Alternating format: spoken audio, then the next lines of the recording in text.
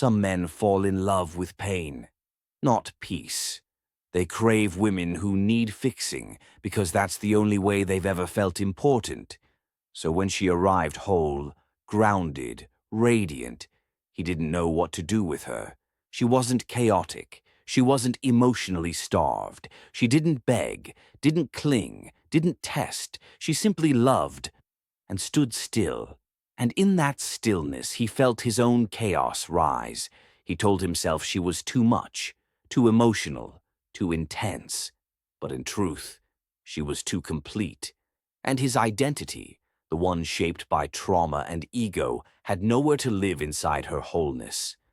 Carl Jung once wrote, "We are not what happened to us. We are what we choose to become." But he hadn't yet chosen to become whole. He was still living in reaction, still chasing validation through broken mirrors. So he began to pull away, not because she did anything wrong, but because she triggered the parts of him he hadn't healed. She wasn't interested in performance. She wanted presence, not effort soaked in anxiety, but attention rooted in truth. But truth scared him, because truth doesn't flatter. Truth doesn't shrink to soothe the ego. And her love, pure, clean, undemanding, held up a mirror that made him feel small. She didn't need him. And to the boy within the man, that was unbearable. So he distanced himself, stopped texting back quickly, started poking at her calm with sarcasm, turned her depth into a joke. Why? Because it was easier to destroy the altar than kneel at it. He confused peace for boredom, because his nervous system was calibrated to chaos. He called her predictable because she was consistent. He said she lacked mystery because she was emotionally honest. But the truth, she was a whole woman, and he was only prepared to love someone broken enough to accept half of him. She began to feel it, the disconnection, the hesitation behind his words, the empty space where his presence used to sit.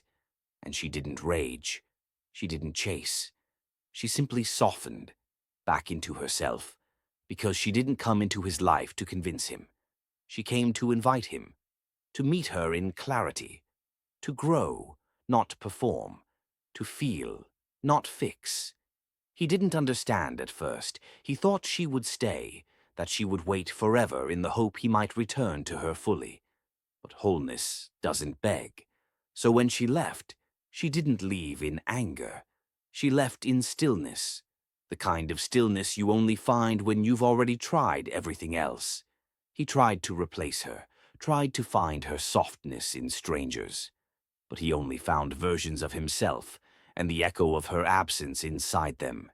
He remembered her, not because of her words, but because of her peace, the way she never needed to raise her voice to be felt, the way she stood whole and made him question every mask he wore. Some men don't fear abandonment, they fear being truly seen. And she saw everything, the wound, the boy, the armor, and still, she offered love.